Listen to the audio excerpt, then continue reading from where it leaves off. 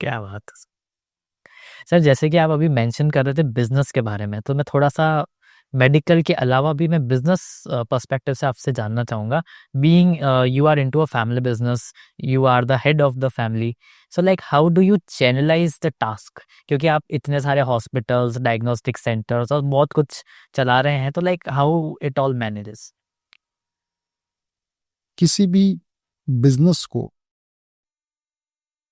अगर हमें आगे बढ़ाना है तो हमें एक क्लैरिटी रखनी होती है, जिसकी फर्स्ट क्लैरिटी होती है फाइनेंशियल क्लैरिटी। कि मेरे जितने भी पार्टिसिपेंट्स हैं उनका रोल डेफिनेशन फाइनेंस पे हो जाए, चाहे वो रियल ब्रदर्स हो सकता है आपकी सिस्टर काम करती हो साथ में, हो सकता है आपकी वाइफ काम करती हो। हम जैसे ही बिजनेस के अंदर फाइनेंशियल क्लैरिफिकेशन कर देते हैं, डिमार्केशन कर देते हैं कि भाई यहाँ तक इसका ये रिटर्न आएगा, इसकी यहाँ पे है, इसको ये मिलेगा, इसको ये मिलेगा। डे वन पे हमने क्लैरिटी रखी। दूसरा, हर चीज पेपर वर्क पे करी, वर्बल कमिटमेंट नहीं। तो हमने वहां पर करा, लॉन्ग टर्म के अंदर हमारे मन मुटाव खत्म हो जाता। ऐसा नहीं हो सकता कि बिजनेस करते हुए डिफरेंस ऑफ ओपिनियन नहीं होगी। सही बात। उसको एक्सेप्ट करना, जो मैं कह रहा हूं वो एब्सोल्यूट है, इससे दूर रहना। कि मैंने कह दिया, मैंने सोच लिया इसलिए ऐसा होगा, कि मैं बड़ा हूं इसलिए हो जाएगा, ऐसा नहीं। सो ये बात जैसे ही, बिकॉज आपसे भी पहले आपकी बॉडी बोलती है, हाँ, ये जो बॉडी लैंग्वेज है बोलती है। राइट, आप जिस तरह से कुर्सी पे बैठते हो, हाँ। आप जिस तरह से अपने सबॉर्डिनेट से बात करते हो, आप जिस तरह से अपने बॉस से बात करते हो, अपने कलीग से, अपने ब्रदर से, सबको आपकी बॉडी पहले ही बता देती है कि ये क्या सोच रहा है। Right, right, right. सो अगर आपका इंटेंट क्लियर है कि मुझे साथ बढ़ना है, मैं अकेला नहीं बढ़ सकता, मुझे साथ बढ़ना है, तो वो बॉडी साथ में बोलती है, सामने वाला उसको परसीव करता है। चाहे वो आपके परिवार के लोग हों, चाहे अपने कलीग्स हो, सब परसीव करते हैं। Things becomes easy. Family business run करने का मूल मंत्र है क्लैरिटी ऑफ फाइनेंसेस, और आपका इंटेंट कि मैं मेरे पूरी फैमिली को लेकर आगे बढ़ना चाहता हूँ, अकेला मेरा नहीं, मेरे ब्रांड को आगे बढ़ाना चाहता हूँ, मैं मेरे संगठन को, मेरी संस्था को आगे बढ़ाना चाहता हूँ, व्यक्तिगत लाभ के बजाय मेरी संस्था का लाभ चाहता तो एक बड़ा ट्रेंड चलन में आया है कि अगर कोई मेरिट बेस्ड उसका सिलेक्शन नहीं होता, सरकारी कॉलेज में नहीं होता है इन इंडिया, तो वो बाहर चले जाते हैं, चाइना चले जाते हैं, या यहाँ पे भी डोनेशन कोटा वाले उसमें चले जाते हैं, 1-1 करोड़ की फीस दे के वो डॉक्टर तो बन जाते हैं, पर वो उसको वापस रिकवर भी करते हैं कहीं ना कहीं।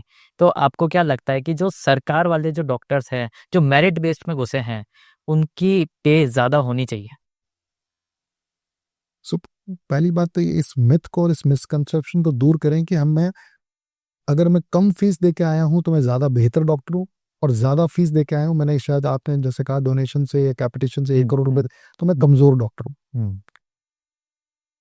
जिस स्कूल में मैं पढ़ा, मुझे पता है आप भी उस स्कूल में पढ़े। जी बिल्कुल। सो उस स्कूल में भी हम 50 बच्चे अगर पढ़ते थे, तो कोई फर्स्ट सेकंड थर्ड फोर्थ आता था, हाँ। और कोई 45 60 भी आता, 50 भी आता होगा, राइट। कोई फेल भी हो जाता होगा। तो वो स्कूल तो बराबर था, सेम फीस लग रही थी, राइट। पर किसी के लिए जो मेहनत ज्यादा करी तो वो अच्छे स्कोर लाया। वैसे उसी तरह से गवर्नमेंट मेडिकल कॉलेज के अंदर भी हो सकता है कुछ कमजोर बच्चा, तो वो इतने अच्छी परफॉर्म नहीं कर पाए। और उसी तरह से अगर वहां पे अगर कोई प्राइवेट मेडिकल कॉलेज में काम कर रहा है और वो मेहनत करता है, एक बार अच्छा नंबर लाता है, तो वो अच्छा डॉक्टर बनेगा। सो पैसे फीस कितनी ये डिसाइड नहीं करेगा कि आपका डॉक्टर कैसा है, ये तो आपकी मेहनत डिसाइड करती है। जिस तरह से विद्यार्थी पढ़ता है, स्टूडेंट पढ़ता है, मेडिकल स्टूडेंट पढ़ता है, वही उसका आउटकम होता है। दूसरी चीज, आपने पूछा कि भाई किस तरह से उनका जो गवर्नमेंट डॉक्टर से उनको ज्यादा रेन्यूमरेशन मिलना चाहिए। पूरी सोसाइटी के अंदर, हम जिस सोसाइटी के अंदर है, परफॉर्मेंस बेस्ड है। So if I am performing well, then I will be rewarded well. मेरा पर्पस क्या है एज अ डॉक्टर, कि मैं मेरे इनकमिंग क्लाइंट, जो पेशेंट है, उसको मैं अच्छे से ट्रीटमेंट दे पाऊँ, उसकी तकलीफ को दूर कर पाऊँ। अगर मैं उसकी तकलीफ को दूर कर पा रहा हूँ, तो वो कहेगा, दूसरे पेशेंट को बोलेगा, अरे भाई डॉक्टर आनंद के पास जाइए, भंडारी साहब आपको ठीक कर दें, तो वो आएगा आपके पास। हाँ। तो ये परफॉर्मेंस आपके पर रिटर्न आ जाते हैं आपके पास। तो चाहे वो गवर्नमेंट डॉक्टर हो, चाहे प्राइवेट डॉक्टर हो, अगर वो अच्छा परफॉर्म कर रहा है, ट्रीटमेंट कर पा रहा है, कंपैशनेट लैंग्वेज में कर पा रहा है, पेशेंट ये देख रहा है कि मैं उस डॉक्टर के पास जाऊंगा तो मेरी बीमारी तो आधी वैसे ही ठीक हो जाएगी, उनके व्यवहार से ठीक हो जाएगी, स्किल्स तो बाद में आएगी, सर्जिकल स्किल्स बाद में आएगी, और वो अगर अपनी सर्जरी से कैसे करके आपकी बीमारी को, आपकी तकलीफ को दूर कर पा रहा है तो उसको रिन्यूमरेशन उसके अनुसार मिलना चाहिए। सर ये थोड़ा सा और अपन ब्रॉड कर देते हैं, थोड़ा ग्लोबल कॉन्स में चले जाते हैं। तो जैसे कि आप देखें कि जो यहाँ के लोग हैं वो अब बाहर जाके ज़्यादा सर्विस देना प्रेफर करते हैं, क्योंकि अगर जिसके पास अच्छा फाइनेंशियल बैकग्राउंड है और वो डॉक्टर भी है तो वो चाहेगा कि वो यूएस जाए और वहाँ जाके अपनी सर्विसेज दे। सो बीइंग आप इतना बड़ा एम्पायर अपने अब चला रहे हैं आप, तो आपको क्या लगता है कि जो यूएस वाले हैं they are more good in that, या फिर वो वहाँ पे रेम्यूनरेशन ज़्यादा है और कम में भी ज़्यादा हो जाता है? तो आपको क्या लगता है? देखो, शायद कुछ साल पहले तक तो ये बात मैं मान भी जाता, पर अब अपने देश में, मेरे अपने भारत में इतनी अपॉर्चुनिटीज है और इतना बढ़िया रिनोवेशन है कि मुझे लगता है कि दूसरे देशों के मुकाबले हम यहाँ ज्यादा बेहतर परफॉर्म कर पा रहे हैं। हमारे पास जो अपॉर्चुनिटीज हैं शायद दूसरे देशों में नहीं है। नहीं है।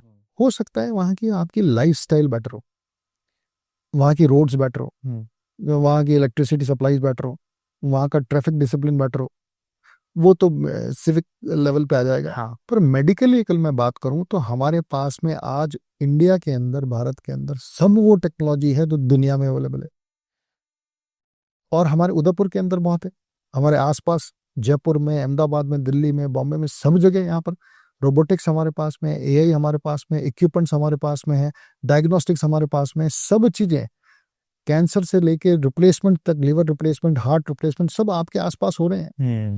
सो आज हमें कहीं विदेश में जाने की आवश्यकता नहीं है, सारा का सारा ट्रीटमेंट यहाँ पे अवेलेबल है। तो यहाँ अवेलेबल इसलिए है कि अच्छे डॉक्टर्स यहाँ पे हैं।